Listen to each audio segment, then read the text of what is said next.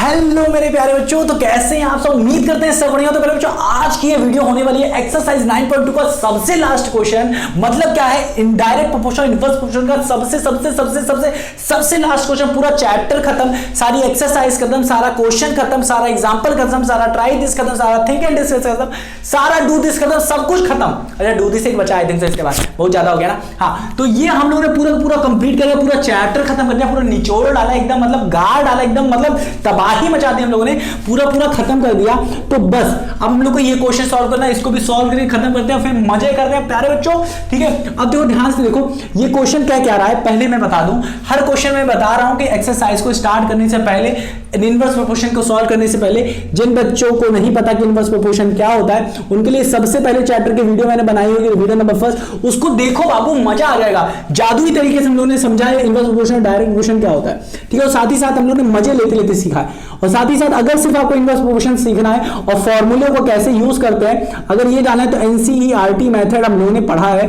ठीक है, NCERT method मैंने एनसीईआरटी का मेथड इस तरीके से बताया है, वीडियो बनाया। अगर ये चाहते हो तो इस एक्सरसाइज स्टार्ट करने से पहले, एग्जांपल स्टार्ट करने से पहले मैंने बताया है, उसको देखो। ये वीडियो देखो, सेपरेटली बनी है, आपको मजा ही आ जाएगा देख के। तो उम्मीद करता हूं प्यारे बच्चों, आपको ये सिर्फ आपसे मैं उम्मीद कर रहा हूं कि आप ये चीजें देखे होंगे। रिकमेंड करूं तो दोनों को देख सकते हो, बट अगर ज्यादा कहूं तो इसको देख लो, मजा ही आ जाएगा।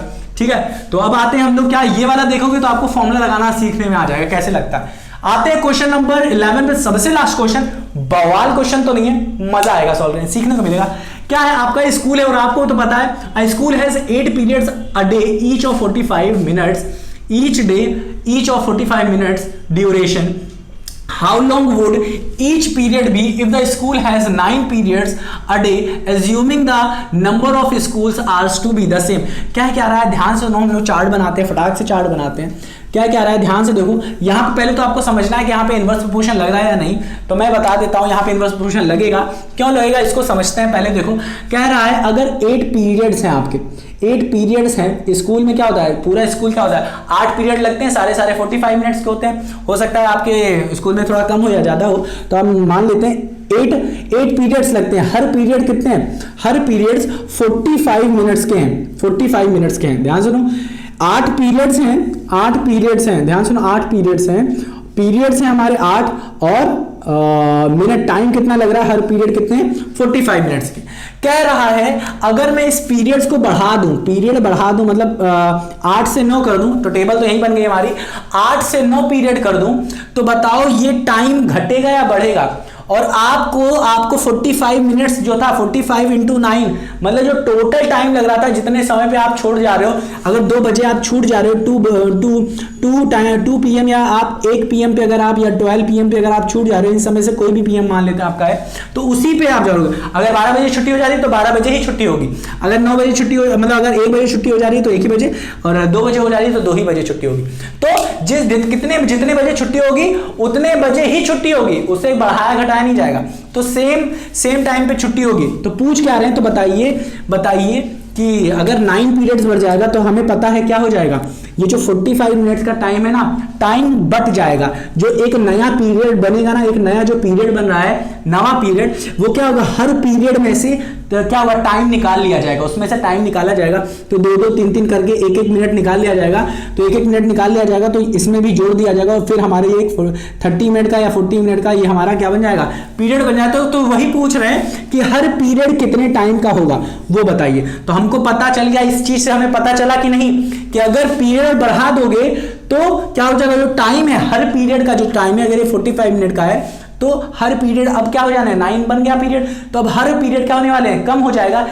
45 मिनट्स की जगह 40 मिनट्स का हो सकता हो, 30 मिनट का हो, 35 मिनट का हो, 42 का हो, अपने को नहीं पता, इसे फाइंड करना है। तो यहां से हमें पता चल गया, अगर पीरियड्स बढ़ाओगे तो टाइम क्या हो जाएगा, कम हो जाएगा, टाइम कम हो जाएगा। तो यहां से इनवर्स प्रोपोर्शन लग गया। तो कंडीशन लगाएंगे यहाँ पे, यही चार्ट है हमारा। यहाँ पे आप लिख सकते हो, यहाँ पे P क्या है, नंबर ऑफ पीरियड्स, यहाँ पे लिख सकते हो नंबर ऑफ पीरियड्स, और यहाँ पे क्या है, टाइम ऑफ ईच पीरियड है। तो ये हमारा टेबल बन गया। अब यहाँ पे हम लोग सॉल्यूशन करते हैं। सॉल्यूशन में हम लोग क्या लिखेंगे, हम लोग क्या लिखेंगे, हम लोग लिखेंगे x1 y1 equals to x2 y2 equal to k। यहाँ पे x1 y1 क्या है समझा देता हूँ। ये जो पीरियड है, इस पीरियड को, ठीक है, एक दिन में कितना ये पीरियड लगता है, x, यहाँ पे मान लेते हैं x है, पीरियड टाइम क्या है y, तो ये वाला जो बदलने से पहले था ये हो जाएगा हमारा x1, ये हो जाएगा x2, ये हमारा y1 हो जाएगा, ये y2 हो जाएगा। हमें y2 निकालना और सारी वैल्यूज हमें दी गई हैं बच्चों, तो हम लोग सीधे सीधे पुट करेंगे यहाँ पे वैल्यूज। x1 की वैल्यू क्या है, अब ये x1 y1 कहता है, इनडायरेक्ट चीजें कहती है कि x1 y1 को अगर आप मल्टीप्लाई करोगे तो x2 y2 को मल्टीप्लाई करोगे तो दोनों की सेम वैल्यू आएगी, और यही सेम वैल्यू क्या होती है हमारी k होती है। तो क्या करते हैं, हमारा ये इनडायरेक्ट कहता है और इनडायरेक्ट लग रहा है यहाँ पे, तभी हम लोग फॉर्मूला लिख रहे हैं। तो 8 × 45 क्या हो जाएगी हमारी, x2 की वैल्यू हमें 9 दिया गया है, इंटू y2 की वैल्यू क्या है हमें निकालनी है, तो लिखेंगे y2, ठीक है। तो यही हम लोग यूज करेंगे, k के बराबर क्या होगा, k की वैल्यू अगर मैं कहूँ कि क्या है तो क्या होगा, x1 और y1 को मल्टीप्लाई करो, x1 y1 क्या है 8 × 45, जो वैल्यू आएगी वही होगी k, हाँ कि ना, समझ में आया कि नहीं। अब हम लोग क्या करेंगे, 9 को नीचे ले लेंगे तो y2 की वैल्यू क्या हो जाएगी 8 × 45/9। तो अब इसको सॉल्व करो, तो यहाँ पर हम लोग 3 से डिवाइड करें, 9 से 9 9 18 9 9 30 9 5 45 9 5 45 हाँ होता है, तो 9 1 9 9 9 9 2 18 9 9 30 9 5 45, तो 9 5 45 5 आ गया, 8 5 क्या हो जाएगा, 8 को 5 से मल्टीप्लाई करोगे तो y2 की वैल्यू आ जाएगी 8 × 5 8 5 40, मतलब 40 मिनट्स का हो जाएगा हर एक पीरियड, कितना मिनट का, y2 क्या है, y2 क्या है प्यारे बच्चों, y2 क्या है हमारा हर period, time of each period, यहाँ पे p लिख दो, यहाँ पे p क्या है नंबर ऑफ पीरियड, यहाँ पे क्या है p है number of periods in a day in school, हाँ क्या, और यहाँ पे हमारा टाइम क्या है, t क्या है time of each period in school, हाँ कि ना, हर एक स्कूल का जो पीरियड है, पीरियड का टाइम, हर एक पीरियड का जो टाइम है, time of each period in school. तो यहाँ पे y2 क्या मिल जा रहा है, y2 मिल जा रहा है time of each period in school, इसके हिसाब से 9 पीरियड हो गए, तो मतलब क्या हुआ, अब पीरियड जो न्यू पीरियड आएगा, मतलब न्यू टाइम आएगा जो पीरियड का, हर पीरियड कितने होने लगे 40 मिनट्स के होने लगे, तो नंबर मिनट्स क्या हो गए कम हो गए। तो उम्मीद करता हूं प्यारे बच्चों आपको समझ में आएगा, बहुत सरल चैप्टर था ये, पूरा का पूरा चैप्टर खत्म हो गया।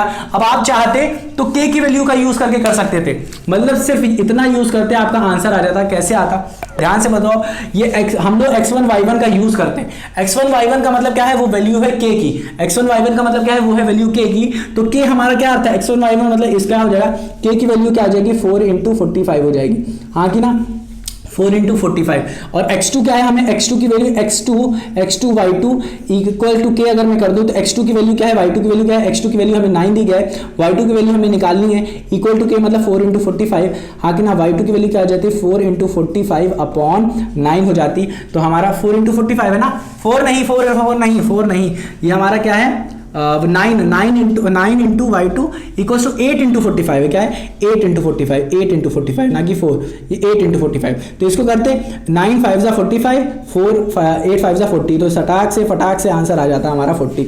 तो इधर से भी 40 आ रहा है, ये 40 क्या है मिनट्स है, 45 मिनट्स का हर एक पीरियड होगा। तो प्यारे बच्चों पूरा का पूरा चैप्टर खत्म हो चुका है, उम्मीद करता हूं, अरे 1 मिनट देख लेते हैं कि वीडियो चल रही है कि नहीं तो बंद हो गई होगी, तो अपना बवाल हो जाएगा, एकदम चल रहा है। मैं बता दूं प्यारे बच्चों, वीडियो मतलब यहाँ पे अपनी बैटरी बड़ी कम है, तो मैं बता रहा हूं कि पूरा का पूरा चैप्टर खत्म हो गया। उम्मीद करता हूं आपको आया होगा।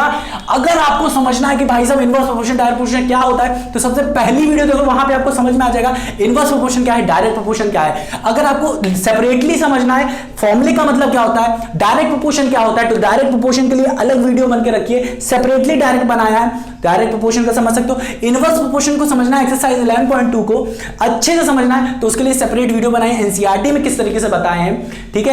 इनवर्स प्रोपोर्शन को उसके लिए अलग वीडियो बनी है, तो उसे देख के आप गजब तरीके से, तबाही तरीके से आप क्या कर सकते हो, समझ सकते हो कि इनवर्स प्रोपोर्शन क्या होता है। तो प्यारे बच्चों उम्मीद करते हैं कि आपको ये चैप्टर बहुत मजे तरीके से, गजब तरीके से समझ में आएगा, क्योंकि बहुत अच्छे तरीके से मैंने समझाने की कोशिश की। तो प्यारे बच्चों अब मिलते हैं अपने अगले चैप्टर में, बट इस चैप्टर को हम लोग पहले डू दिस कर लेंगे और फिर बाद में अपना व्हाट वी हैव डिस्कस वो भी कर लेंगे, फिर स्टार्ट कर देंगे। तो प्यारे बच्चों मिलते हैं अपनी अगली वीडियो में, अपना ख्याल रखना और बताना ये चैप्टर आपको कितना अच्छा लगा, अच्छे समझ में आया कि नहीं, कमेंट करके बताना, मुझे पता चलेगा। मिलते हैं अपनी अगली वीडियो में, मैं भी रिप्लाई करूंगा। तो मिलते हैं अपनी अगली वीडियो, अपना ख्याल रखना और रिवाइज करना मत भूलना। और रिवाइज क्या करना है जानते हो क्या, फॉर्मूलों को अपने ध्यान में रखना कि इनवर्स प्रोपोर्शन में क्या लगता है और डायरेक्ट प्रोपोर्शन। मिलते हैं अपनी अगली वीडियो में, अपना ख्याल रखना।